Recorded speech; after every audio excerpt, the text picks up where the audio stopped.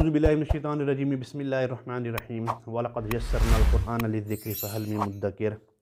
اپنے کلپ کے حوالے سے جو سوال تھا کہ کیا قرآن مجید کا ترجمہ خود بخود اکیلے پڑھنا چاہیے یا نہیں پڑھنا چاہیے، اس کی دوسری قسط کے حوالے سے بات کروں گا۔ پہلی قسط میں آپ کو جیسے کہ ان علماء کرام کے دلائل بتائے تھے کہ جو منع کرتے ہیں کہ قرآن مجید کا ترجمہ خود بخود نہیں پڑھنا چاہیے، مولانا اشرف علی تھانوی رحمۃ اللہ علیہ کا واقعات بھی آپ کے سامنے ذکر کیے تھے۔ آج میں آپ کو یہ بتاتا ہوں کہ کیوں قرآن مجید کا ترجمہ خود بخود پڑھنا چاہیے، کس وجہ سے پڑھنا چاہیے۔ سب سے پہلی بات تو یہ ہے کہ عوام الناس کو ترجمہ پڑھنے سے روکنے کی بجائے ایسے ترجمے جو ہے نا وہ تیار کیے جائیں جو اس طرح کے سوالات پیدا نہ ہونے دیں، جو عوام کے ذہن کو مشکلات میں ڈالتے ہوں۔ اس کے لیے عوام کو ترجمہ پڑھنے کا موقع دیا جائے اور ان کے ذہنوں میں اٹھنے والے سوالوں کو نوٹ بھی کیا جائے کہ عوام الناس کیا سوچ رہی ہے۔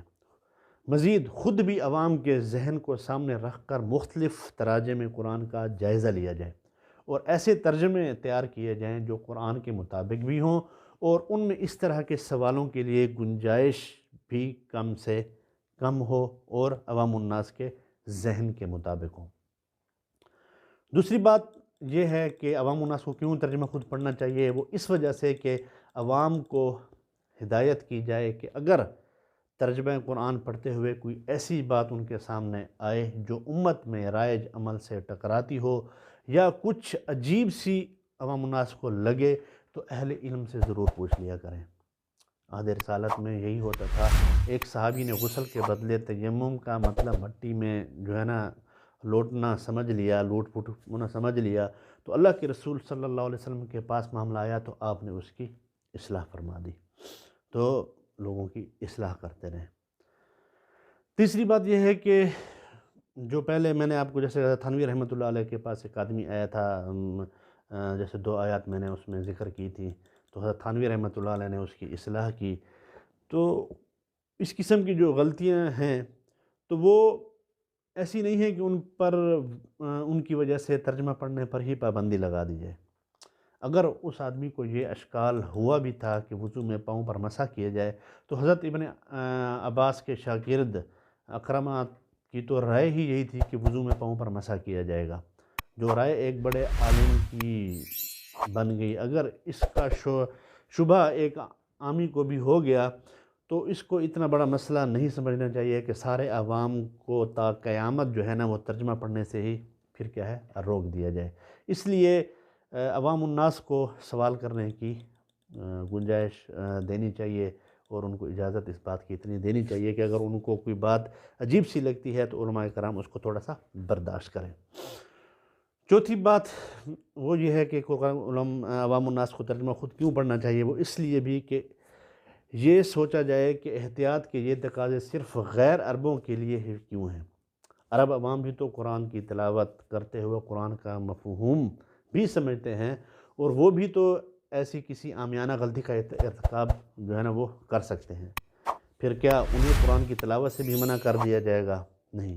اس اندیشے کے تحت کہ وہ کوئی غلط مطلب نہ نکال لیں یا پھر یہ مانا جائے کہ عرب عوام گمراہی سے محفوظ رہتے ہیں اور ہندوستانی عوام گمراہی سے محفوظ نہیں رہتے ہیں، تو مشاہدہ تو یہ ہے کہ جو گمراہیاں ہندوستانی اور پاکستانی منور، کیونکہ پورا خطہ ہندوستان سے متعلق ہی ہے، تو جیسے اشرف علی تھانوی رحمۃ اللہ علیہ نے پورے ہندوستان کے حوالے سے ہی بات کی تھی، تو اس حوالے سے میں بات کر رہا ہوں۔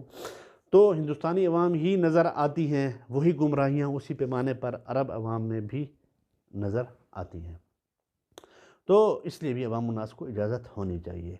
اور پانچویں بات جو یہ ہے کہ مولانا تھانوی رحمۃ اللہ علیہ کا یہ تاثر صحیح ہے کہ بعض لوگ ترجمہ قرآن و حدیث پڑھ کر خود کو مجتہد سمجھنے لگتے ہیں اور قرآن کا بڑا اپنے آپ کو مفسر سمجھنے لگتے ہیں اور فتوے دینا شروع کر دیتے ہیں اور تفسیریں جاری کرنا شروع کر دیتے ہیں۔ در حقیقت عوام کو یہ سمجھانا بھی علماء کی ذمہ داری ہے کہ عوام کو اس طرح کے رویے سے بچنا چاہیے۔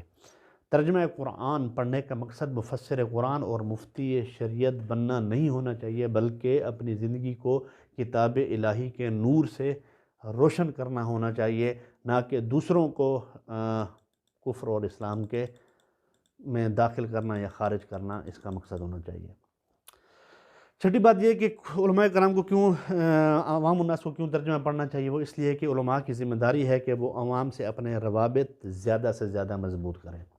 عوام کو جہاں جہاں ترجمہ کی کسی عبارت کو سمجھنے میں غلطی کریں، عوام ان کی رہنمائی کرتے رہیں۔ عوام کو یہ بھی بتایا جائے کہ کسی ایک آیت کے ایک ٹکڑے کو لے کر کوئی رائے قائم نہ کریں، بلکہ پورا قرآن ترجمے کے ساتھ بار بار پڑھیں۔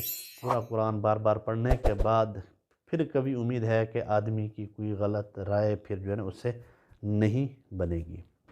اور ساتویں بات یہ ہے کہ کیوں ترجمہ قرآن مجید خود پڑھنا چاہیے، وہ اس وجہ سے کہ اگر یہ حقیقت ہے کہ عوام ترجمہ قرآن پڑھتے ہوئے کچھ غلطیاں کر سکتے ہیں، تو اس سے بڑی حقیقت تو یہ ہے کہ عوام قرآن کا ترجمہ پڑھ کر بہت ساری گمراہیوں سے بھی بچ سکتے ہیں۔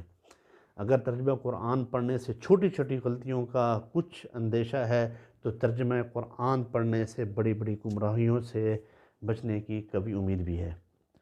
تو کیوں نہ پھر ایسے اس بڑے پہلو کا لحاظ کر کے ترجمہ پڑھنے کو ترجمہ نہیں پڑھنے پر ترجیح دے دی جائے۔ اس کے علاوہ ترجمہ قرآن پڑھنے سے غلطی اگر ہوگی تو تھوڑے لوگوں سے ہوگی، مگر ترجمہ قرآن پڑھنے سے قرآنی ہدایت تو ہر طالب ہدایت کو ملنے کی امید ہے۔